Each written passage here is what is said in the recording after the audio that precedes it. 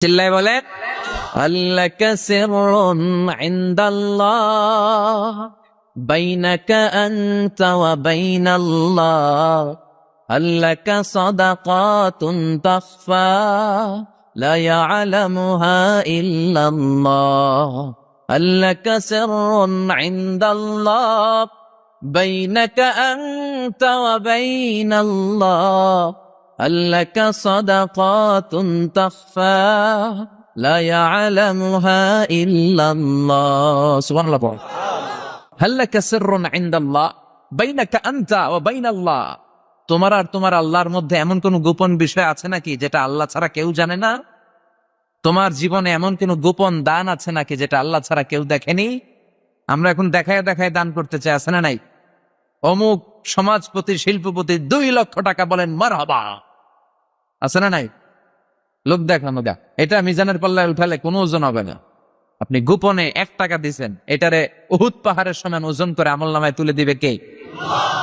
এজন্য সবসময় খেয়াল রাখবেন যে একজনকে আমরা দেখাতে চাই, আমরা দেখাবো একজনকে, তিনি কে?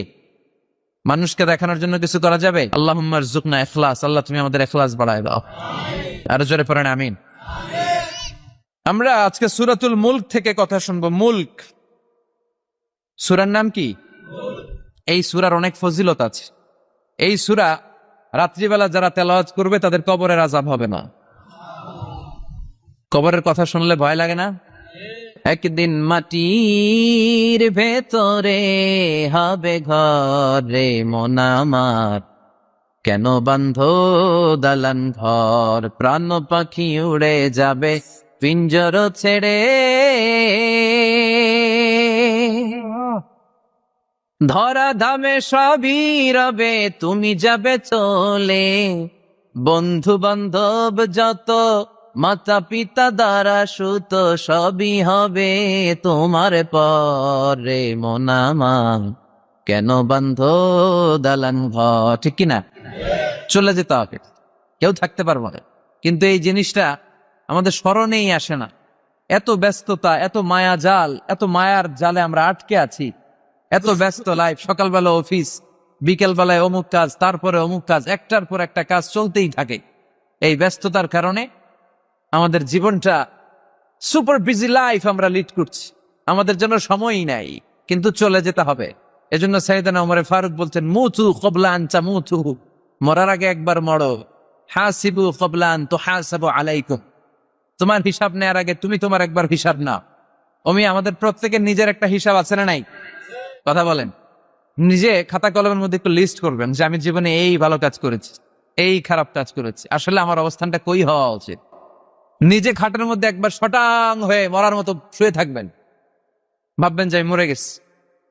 ভাবেন না কি হবে? ছেলেমেয়েরা কান্না করবে, আত্মীয় স্বজন কান্না করবে, মাইকে অ্যানাউন্সমেন্ট হবে অমুক এলাকার অমুক ভাই আমাদের মাঝে দুনিয়ায় নাই। বিশাল দেবিদ্বারের ময়দানে আপনার জানাজা হবে, খাটিয়াতে করে নিয়ে যাওয়া হবে। শুয়ে শুয়ে ভাববেন, আগে থেকে খুদে রাখা কবরে আপনাকে ফেলে বাঁশ দিয়ে উপরে মাটি চাপা দিয়ে চলে আসবে। অন্ধকার, শুধু অন্ধকার। এই অন্ধকার যেন শেষ হতে চায় না। This is the nature of life, এই তো জীবন। কথা বলেন ঠিক কিনা? তো এগুলো ভাবার দরকার আছে না নাই? বিষ্ণু বললেন এই সূরাটা এমন সূরা মানিআতুন মিন আযাবিল কবর, এই সূরা মুলক যারা তেলাওয়াত করবে তাদের কবরে কোনো আযাব হবে। আজকে থেকে সূরাতুল মুলকের তেলাওয়াত করা যাবে? পারা যাবে? পারা যাবে।